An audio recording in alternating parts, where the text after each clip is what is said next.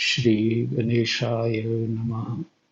श्री सीतारामाभ्यां नमः। श्री हनुमते नमः। श्री उमापते नमः।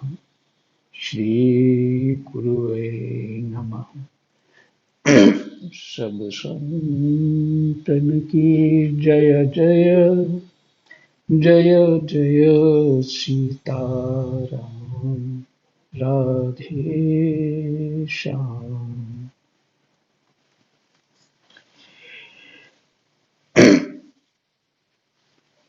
षष्ठ स्कंध और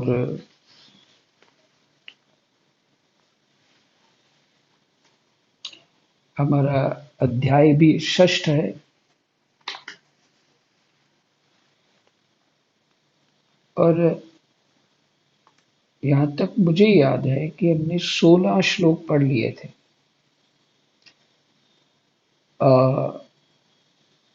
मैं सही कह रहा हूँ? जी महाराज जी, 16 हाँ, पढ़ लिए थे। ठीक है। तो इसमें जो ये वाला जो पाठ है, इसमें कुछ विश्लेषण बड़ा कुछ गहरा जैसा है। और ये जिसमें आपने सुना पीछे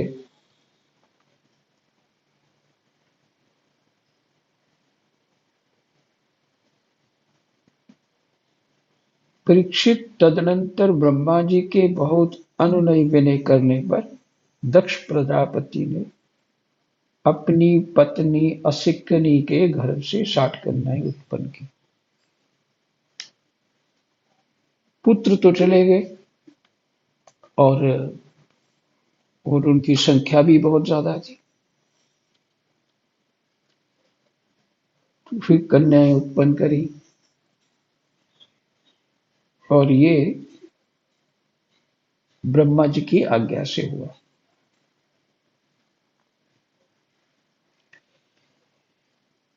कृष्णाय वासुदेवाय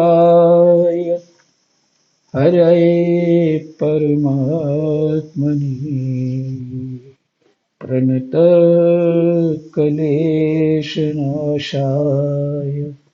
गोविंदाय नमो नमः।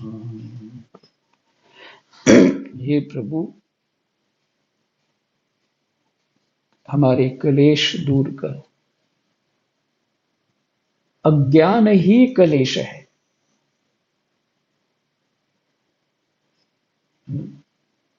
और ज्ञान ही सुख है। तो हमारा क्लेश दूर करो। इसी प्रार्थना के साथ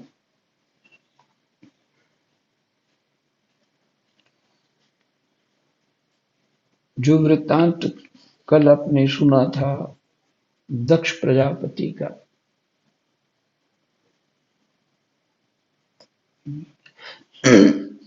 उसमें नारद जी ने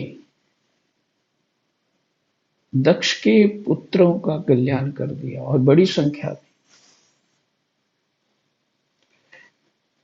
दक्ष अपनी मनोकामना अर्थात भगवान की भी आज्ञा थी उनको कि उन्होंने पीछे वो हंस गुह्य स्तोत्र के द्वारा भगवान को प्रसन्न किया था और भगवान ने ये आज्ञा दी थी और वरदान जो प्राप्त था उसके अनुसार वो कर्तव्य कर्म कर रहे थे। और प्रवृत्ति मार्ग में उनको कहा कि प्रवृत्ति मार्ग विवाह के द्वारा ही संतान उत्पन्न करो।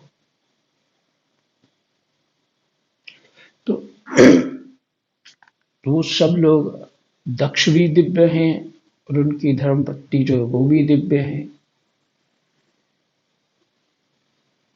हमारे जैसे शरीर जो बहुत कल्पना भी नहीं कर सकते उनकी समर्थ की, तो मानसिक संकल्प से पहले संतान तो हो ही रही थी, लेकिन अगर उनका पत्नी के द्वारा संतान हुई तो वो भी उनके साथ मानसिक संकल्प जुड़ा ही था कि इतनी संख्या, इतने बच्चे चाहिए मेरे को। हाँ? तो वो और एक स्वभाव के थे सभी, और सभी धर्मात्मा माने अंतःकरण जिनका एक ही बार स्नान करने से अंतःकरण नारायण सरोवर में अंतःकरण उनका खिल गया, शुद्ध हो गया,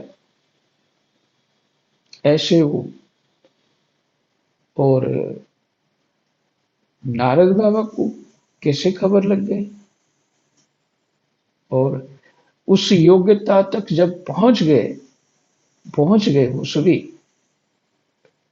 शुद्धांताकरण हो गए, तो नारद बाबा प्रकट हो गए।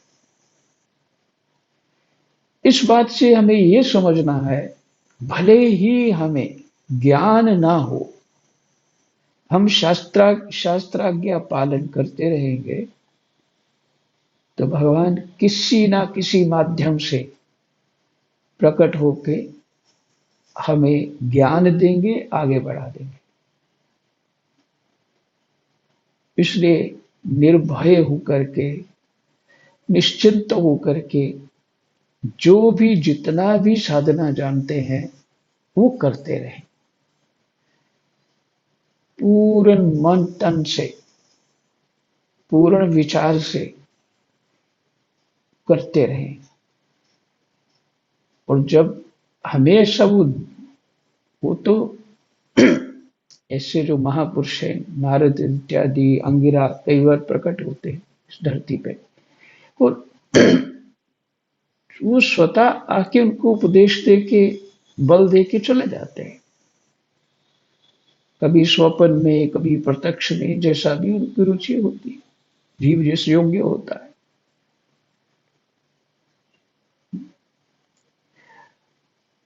तो इसलिए ये चिंतन नहीं होना चाहिए कि हमारे गुरुजी कमजोर हैं तो वो ज्ञान नहीं दे पा रहे हैं, या उनको ये समझ नहीं। पीछे कहा ना कि कबूतर से भी दत्तात्रेय ने गुण ले लिया कि अहंता ममता बड़ी खतरनाक है।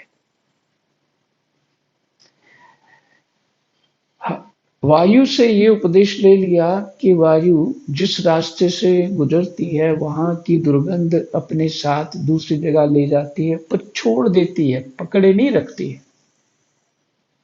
इसलिए सुख दुख जीवन में जो कुछ भी होते हैं, होते रहें, ये त्याज्य है, इनको अपना मत मानिए, किसी भी परिस्थिति को अपना मत मानिए, क्योंकि तुम ही पहले असत्य रूप में तुम्हारा शरीर है, तुम ही स्थिर नहीं हो, तुम ही बदलने वाले हो। आज स्त्री कल पुरुष बन जाओगे।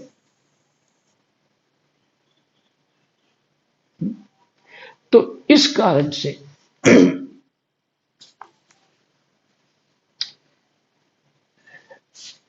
वो वायु से उपदेश लिया, सुख दुख आ जाए तो उसकी तरफ ठीक है, आ गया तो ठीक है, भोग लिया, नहीं आया, अच्छा सुख भी भोगना पड़ता है, उसके लिए भी जन्म लेना पड़ता है। इसलिए सुख की कामना गलती से नहीं करनी चाहिए, भक्ति की कामना करनी चाहिए, जो महापुरुष सभी शास्त्रों में वर्णन कर रहे हैं। गोस्वामी तुलसीदास जी कहते हैं, कहीं भी वो प्रार्थना करते हैं, मांगत तुलसीदास कर जोरे, बस ही राम सिय मानस मोरे। भक्ति। अच्छा, भगवान के नंदी ने कभी मोक्ष की चाहना करी है क्या? नहीं। वो इतना भगवान शंकर का भजन करते हैं कि नंदी ही शंकर हो गए, कोई भेद नहीं। तो जो ये रस है वो भक्ति का, नंदी भगवान शंकर के बिना रह नहीं सकते हैं, और शंकर भी नहीं रह सकते। इसलिए नंदी धर्म स्वरूप है। नंदी धर्म स्वरूप है और भगवान शंकर जी का वो ध्वज है, झंडा है। ये देखिए मेरा भगवान शंकर झंडा लगाते हैं जो उसमें नंदी होता है। अपने सेवक की सच्चाई का झंडा लगाया उन्होंने। ऐसा प्रेम करते हैं भगवान शंकर नंदी से। तो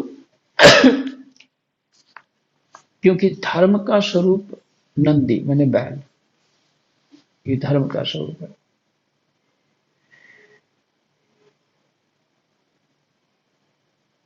तो उपदेश क्या ग्रहण किया, सुख दुख का भी त्याग, ये कोई स्थिति रहती नहीं है ठीक।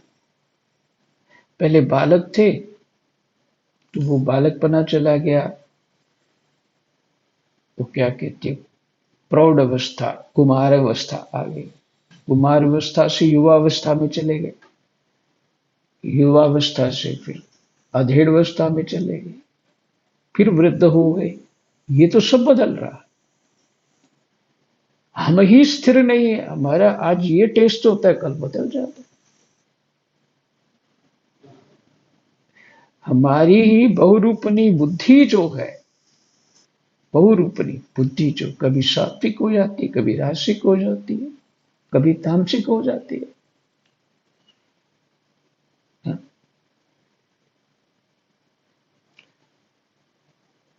गोस्वामी तुलसीदास जी का पद याद आ गया, दीन बंधु सुख सिंधु कारुणिक रघुराई, मन जरत त्रिविध जुर करत फिरत बौराई। मन मेरा मन तीनों प्रकार के तापों से जल रहा है। त्रिविध जुर, वहां अर्थ ये है कि दैहिक दैविक भौतिक ताप। तो तीन प्रकार के ताप है और यही त्रिगुणात्मक बुद्धि हो जाती है। कबहु जोग रत भोग निरत सठ, और कभी योगी मन बन जाता है, कभी भोगी बन जाता है, कभी अभिमानी बन जाता है। हाँ? कबहु दीन बंधु। गोस्वामी तुलसीदास जी ने जो भगवान श्री राम को चिट्ठी लिखी है, इसलिए उनको ग्रंथ को विनय पत्रिका कहते हैं, उसमें ये वर्णन है। उनका पहला पद है, दीन बंधु सुख सिंधु कारुणिक रघुराई, मन जरत त्रिविध जुर करत फिरत बौराई। यानी बुराई मैंने पागलपन का है, बुद्धि ठिकाने नहीं है, बुराई। कब हूँ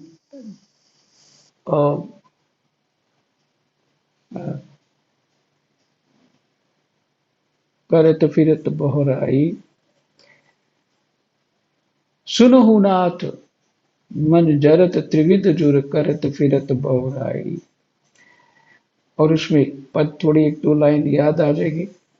जो सार वो उसमें है कि मेरा मन कभी, मेरी बुद्धि जो है कभी वो क्या करने लग जाती है, योग साधना, और कभी ये सब कुछ नहीं, भोग में लिप्त हो जाती है। कब हूं भूप अभिमानी, कभी राजा बन जाती है और कभी रंक हो जाती है। अरे मेरे पास तो कुछ नहीं है, मेरा समर्थ कुछ नहीं है। और कभी ऐसी बुद्धि हो जाती, नहीं मेरे को कोई परवाह नहीं है। इस तरह के उस पद में वर्णन है। तो ये स्थितियां जो है बहुरूपनी बुद्धि है ना हमारी, जो ये बदलती रहती है। बुद्धि भी स्थिर नहीं हो पा रही है। जो गीता जी में कहा है, निश्चयात्मिका बुद्धि धर्मयुक्त हो सकती है, वाले की हो सकती है, सत्संग करने वाले की, सुनने वाले की हो सकती है, भगवान के में चित्त लगाने वाले की हो सकती है। निश्चयात्मिका बुद्धि, ददामि बुद्धि योग। इसको फिर बुद्धि। महाराज जी म्यूट हो गया, आवाज नहीं आ रही है। राम राम जी। अच्छा जी।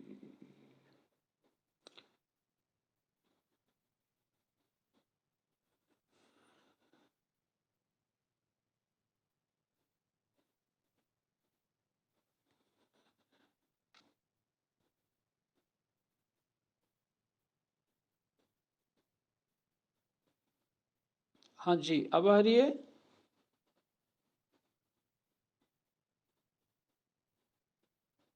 महाराज जी आपको हाँ म्यूट जी, अब आ रही है आवाज। नहीं आ रही। ओ, अच्छा। इसमें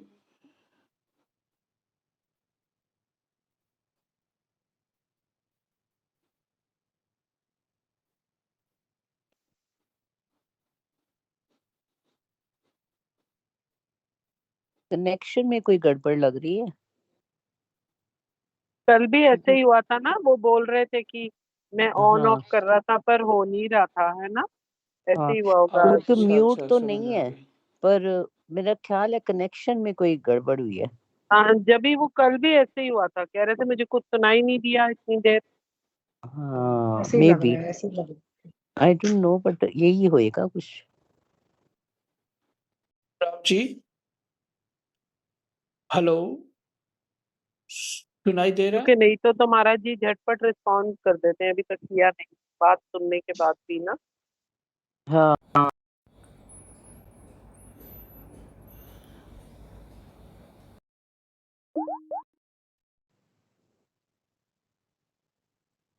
राम राम जी।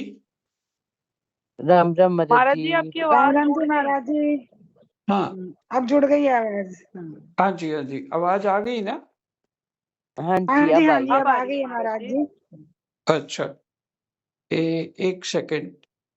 इसमें एक्चुअली हुआ क्या है, वो ब्लूटूथ जो चल रहा था ना, वो नहीं चल रहा। तो कल भी महाराज जी रात को भी ऐसे ही हुआ था। तो भी मैं स्पीकर से ही बात करता हूँ, ठीक है? ओके, तो इसको फिर से रख देता हूँ, खोल देता हूँ।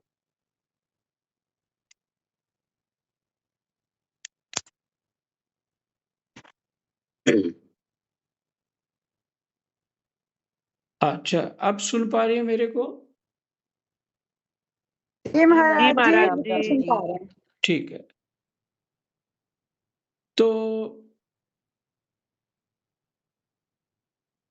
एक मिनट थोड़ा सा सेट कर लूं। ठीक है, अब बताइए, ठीक है?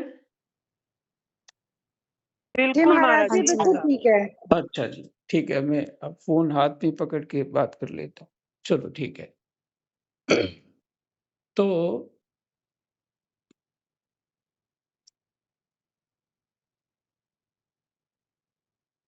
विचार ये हो रहा था, सुख और दुख स्थिति स्थिर नहीं रहनी है ना? हमारी भी बुद्धि की स्थिरता है ही नहीं। हमारी परिस्थितियां बदल जाती हैं, हमारी बुद्धि बदल जाती है, मन बदल जाता है, और जो पहले डिमांड होती है अब नहीं रहती, है ना? जिसके लिए 20 साल से काम कर रहे हैं और 20 साल बाद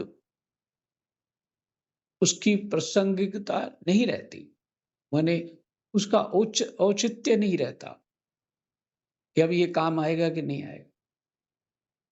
तो ये स्थिति है हमारी। तो निश्चयात्मिका बुद्धि के ऊपर बात हुई, और बात जिसको इसको लेकर के हो रही थी कि बहुरूपनी बुद्धि हमारी है, उस बुद्धि को रजोगुण से तमोगुण, रजोगुण से हम सत्व गुण में लाएंगे, और उसका उपाय ही यही है। भागवत जी में पाठ आएगा, शायद हो ना गया हो, नहीं तो हो गया होगा तो याद आ जाएगा, और नहीं तो पाठ आने वाला है। वो है जो लोग घर गृहस्थ में मस्त हैं, साधक को उनका संग नहीं करना चाहिए, क्योंकि बुद्धि में प्रभाव पड़ता है।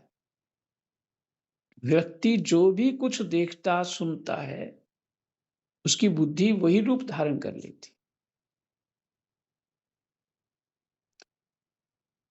इसलिए बुद्धि की सुरक्षा भीष्म पितामह जी ने कहा, मैं अपनी पुत्री की तरह करता हूं, यही मेरी पुत्री, और इसी पुत्री को मैं कृष्ण को सौंपना चाहता हूं।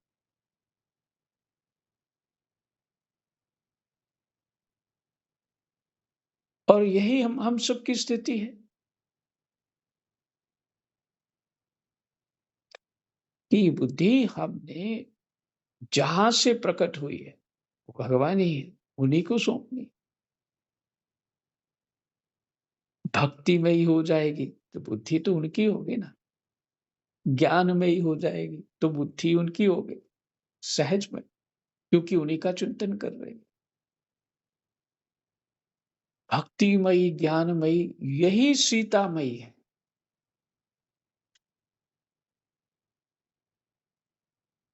तो विचार से कलेश दूर हो जाते हैं। योग विशिष्ट में एक बहुत अच्छा प्रसंग है, से विचार ही सिंह के समान है हमारे दुख को दूर करने के लिए।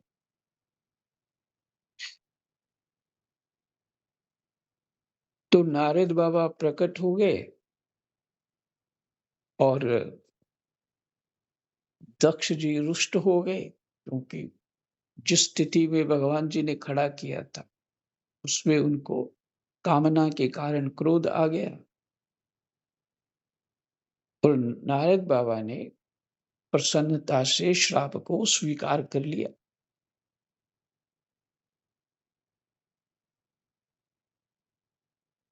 कि प्रभु आप जैसा रखो, किसी स्थिति में भी रखो, मुझे स्वीकार है। यही भक्ति है, यही ज्ञान है।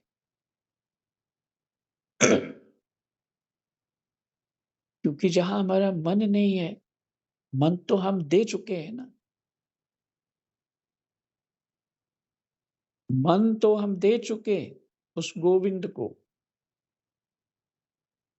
और तुम्हारा अब निर्णय, बुद्धि और मन तुम्हारा कैसे हो गया? हम तो दे चुके हैं उसको। तो अगर तुम्हारा कोई निर्णय चल रहा है, तुम्हारा सोच चल रहा है, तो फिर इसका मतलब तुमने दिया नहीं है। उद्धव मन न भये 10-20, वो आगे का पद थोड़ा आगे है, वो मुझे याद नहीं है, इतना ही याद है। उद्धव मन न भये 10-20, जो एक था वो दे दिया, उस जगदीश कुछ ऐसा था उसका, उसी परमात्मा को दे दिया। किसी को कोई पद याद हो तो बीच में सुना दिया करो। तो उद्धव मन न भय 10-20, तो मन अपना तो है ही नहीं, और बुद्धि भी आपको समर्पण कर चुके। यही ज्ञान है और यही भक्ति। शरीर की स्थिति क्या रहे,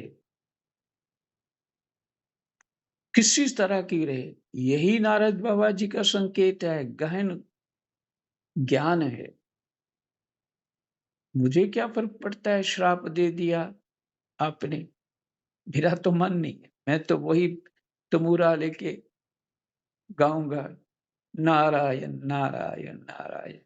पहले तो मैं एक जगह बैठ के गाता था, अब तो मुझे आज्ञा ही बाप दक्ष की मिल गई कि तुम घूम घूम के गाइए, तो मुझे तो लाभ है, मैं भगवान के अनेक भक्तों से मिलूंगा। और उन लोगों जो ऐसे दिव्य शरीर होते हैं, उनमें थकावट नहीं होती है।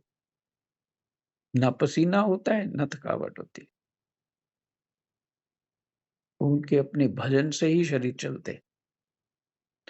और जब तक चाहे भगवान उनका शरीर रखे, ना रखे, लोप कर दें, वो समर्पित है पूरी तरह से। तो क्या फ़र्क पड़ता है? जो जिस स्थिति में है, उसी स्थिति में हम प्रसन्न हैं।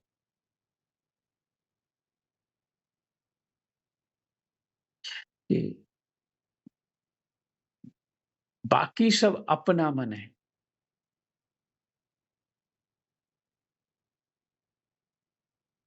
जितना भी कि मुझे भजन करने के लिए ये स्थिति चाहिए, वो स्थिति चाहिए। अरे! आप कभी आश्रमों में जाओ, दिखता है वहाँ पे एक हाल में 50-60 महात्मा कंबल बिछा के अपना-अपना भजन कर रहे होते हैं चुपचाप। 50-60 महात्मा और एक ही लंगर बनता है उसमें जाके स्वाद होता ही नहीं है मेरे ख़्याल, कभी-कभी स्वाद बन जाता होगा। उन्होंने इतने ज़्यादा दाल, चावल, फुल्का, सब्ज़ी बनाना होता है। उसमें वही महात्मा सहयोग भी करते हैं और 4-4, 5-5 हज़ार लोगों का रसोई खाना बनता है वहाँ पे। उस परिस्थिति में भजन कर रहे हैं।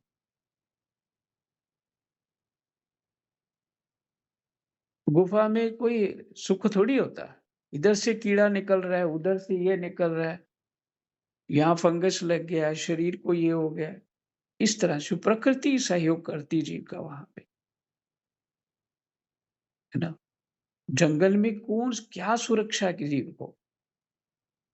साँप, बिच्छू इतने कीड़े होते हैं, पशु होते हैं, कौन-सा अटैक कर दे। इतने मच्छर होते हैं, इतनी प्रकार की जड़ियाँ होती हैं जो नुकसान कर देती हैं।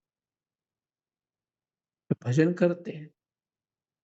जब वो वहाँ कर सकते हैं, सिर्फ़ इसलिए कि समाज की जो बुद्धि है वो हमारे ऊपर असर ना करे। एकांत रह के अपने ही मन में गुनगुनाते रहें और उस स्थिति में बने रहें।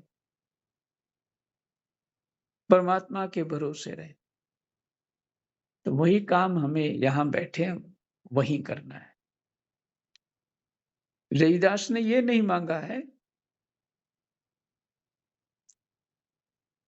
कि मैं शुद्ध होके बड़ा फिर राम नाम जप करूँगा। वो जूता गाँठते हुए भजन कर रहे थे। महापुरुषों ने ये दिखा दिया। सकना कसाई ने किस दृष्टि से भजन कर लिया, जिसका अंतःकरण शुद्ध होता है, उसको बाह्य शुद्धि की आवश्यकता नहीं होती है। और जब तक अंतःकरण शुद्ध नहीं होता, तब तक बाह्य शुद्धि की विशेष आवश्यकता होती है, संघ की विशेष अवस्था होती है। जीव अपने साधन में दृढ़ हो जाता है, फिर एकांत में भी रह सकता है, नहीं तो किसी का संग करना चाहिए जो भजन करते हैं। मन बुद्धि से संग होता है, उसके शरीर के पास बैठे रहने से कोई संग नहीं होता।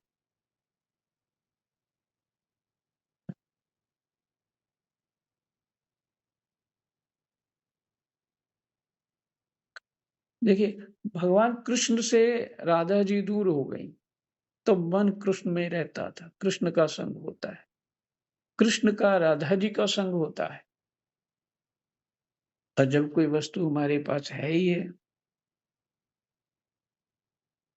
फिर वैसा विरह नहीं होता, संग नहीं हो पाता है। बड़ी विचित्र महिमा है सूक्ष्म जगत की। तो बात ये हो रही थी, जो पीछे आप लोगों ने सुना और नारद बाबा को श्राप प्राप्त हुआ, वो प्रसन्न रहे जैसे पहले थे। जैसे काकभुशुंडी को श्राप मिला, कोई विरोध नहीं किया, कौवा बना दिया, ब्राह्मण से कौवा बना दिया, कौवा बन के भजन करने लगे। इसी तरह भक्त को, ज्ञानी को कोई फर्क नहीं पड़ता किसी से भी।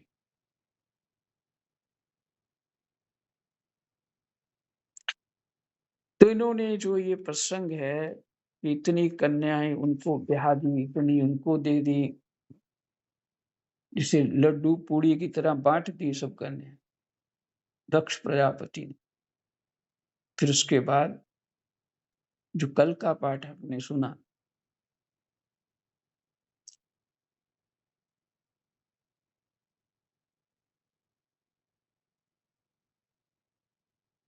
लास्ट श्लोक कल का 16वां पढ़ लेते हैं।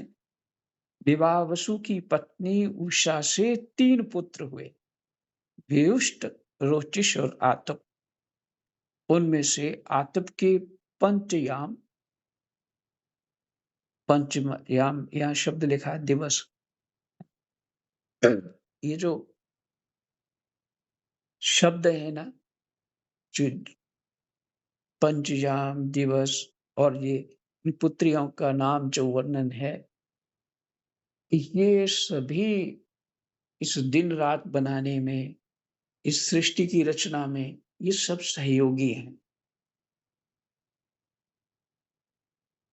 जिस तरह मोबाइल में सॉफ्टवेयर भरते हैं तो वो सहयोगी हो जाते, जिनका हमें पता नहीं वो किस तरह से इस जिनको हम देवता कहते हैं, जिसे क्रोध है उसका भी एक स्वरूप है, प्रेम है उसका भी एक स्वरूप है, मोह है उसका भी एक स्वरूप है, ज्ञान है उसका भी स्वरूप है, भक्ति है उसका भी स्वरूप है। ये सब सूक्ष्म शरीर है। इस तरह ये सब उनकी पुत्रियां हैं। तो ये विश्लेषण मुझे बहुत अच्छा लगता है। फिर जब कभी पाठ होगा इसी के ऊपर, कभी इसी के ऊपर 2, 4, 5 दिन इस फिर चर्चा होगी।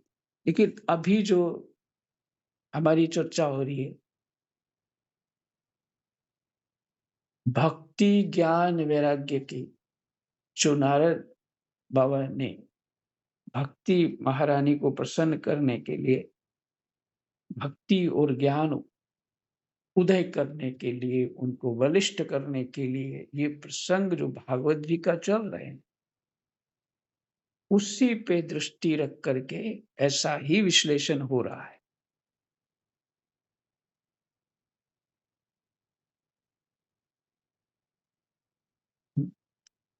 और अब जो इनके और जैसे पीछे ज्योतिष का प्रसंग चला गया, और अब ये जो देवता लोग हैं, इनको देवता ही कहूं मैं, दिव्य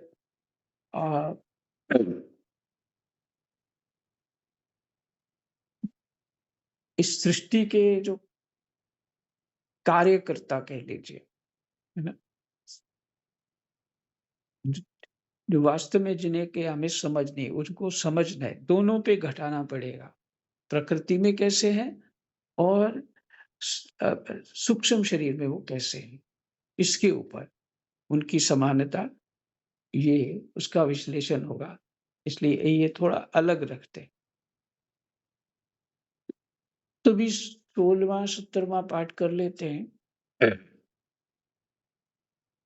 भूत की पत्नी दक्ष नंदनी स्वरूपा ने कोटि कोटि रुद्रगण उत्पन्न किए। इनमें रैवत, अज, भव, भीम, बाम, उग्र, वृषाकपि, अजैक पाद, अहिर्बुद्धन्य, बहुरूप और महान, ये 11 मुख्य हैं। भूत की दूसरी पत्नी भूता से भयंकर भूत और विनायक आदि का जन्म हुआ।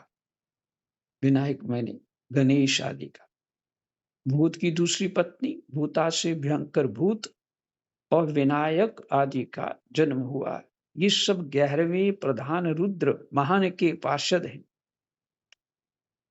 अंगिरा प्रजापति की प्रथम पत्नी स्वधा ने पितृगण को उत्पन्न किया। और दूसरी पत्नी सती ने अंगिरस नामक वेद को ही पुत्र रूप में स्वीकार कर लिया।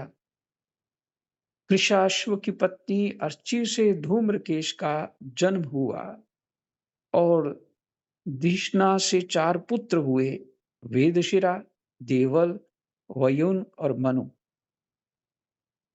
ताक्षरी नामधारी कश्यप की 4 स्त्रियां थीं, विनता, कद्रु, पतंगी और यामिनी।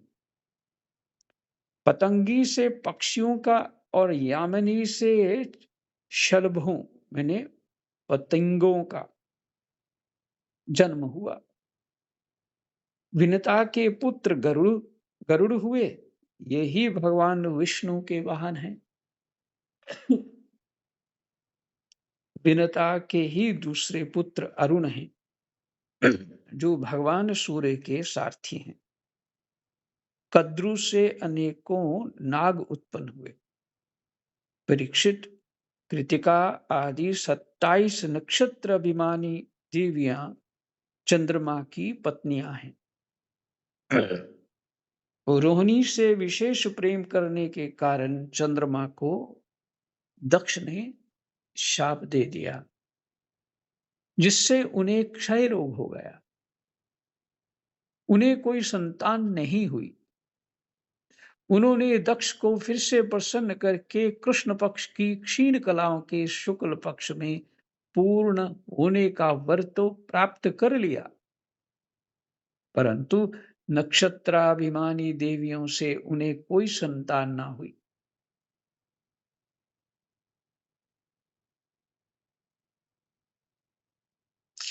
देखिए, ये सब जो नक्षत्र इत्यादि ये सब और ये दिन रात घटते बढ़ते हैं, सभी क्या हैं?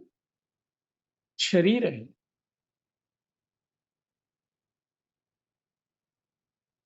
जो इस प्रकृति के सॉफ्टवेयर है, ऐसा कह लीजिए। अब तुम कश्यप पत्नियों के मंगलमय नाम सुनो।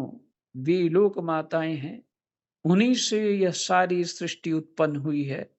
उनके नाम है अदिति, दिति, दनु, काष्ठा, अरिष्टा, सुरसा, इला, मुनि, क्रोधवशा, ताम्रा, सुरभि, शर्मा और तिमि। इनमें तिमि के पुत्र हैं जलचर जंतु। शास्त्र हमारा सब कुछ बता रहा है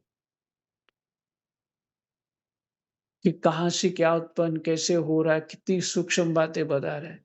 और साइंस कह रही है पहले हम कीड़े मकोड़े थे, फिर मछली हो गए, फिर मेंढक हो गए, पता नहीं क्या बने, फिर बंदर हो गए और उसके बाद मनुष्य हुए। उनके तुक्के ऐसे चलते हैं। ये सारे तुक्के तामसिक बुद्धि से वो बात नहीं समझी जा सकती ना, सूक्ष्म बात। इसीलिए गो गोचर जहां लग माया, सेंसेस के द्वारा जो कुछ समझ आता है वो माया है।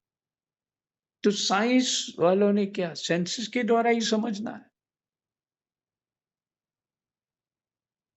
इसलिए वो उनको वहां तक नहीं पहुंचा सकती, कुछ भी कर लें, क्योंकि वो तमोगुण से इंद्रियां उत्पन्न हुई है।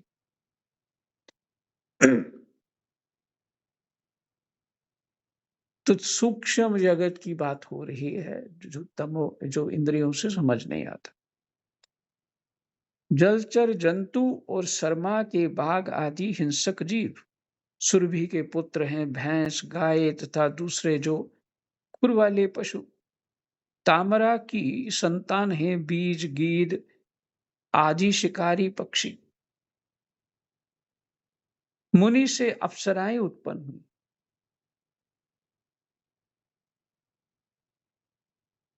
क्रोधवशा के पुत्र हुए सांप, बिच्छू आदि विषैले जंतु। इला से वृक्ष, लता आदि पृथ्वी में उत्पन्न होने वाली वनस्पतियां और सुरसा से यातुधान राक्षस। 28 राम राम अरिष्टा से गंधर्व और काष्ठा से घोड़े आदि एक खुर वाले पशु उत्पन्न हुए। धनु के 61 पुत्र हुए। उनमें प्रधान के नाम सुनो। द्विमूर्धा, शंभर, अरिष्ट, हयग्रीव, विवावसु, अयोमुख, शंकुशिरा, स्वरभानु, कपिल, अरुण, पुलोमा, वृषपर्वा, एक चक्र, अनुतापन, धूम्रकेश, विरूपाक्ष, विप्रचिति और दुर्जय। जय जय सीता राधे श्याम। यहीं विश्राम करते हैं। थोड़ा जल्दी में पढ़ लिया, थोड़ा धीरे पढ़ना चाहिए था।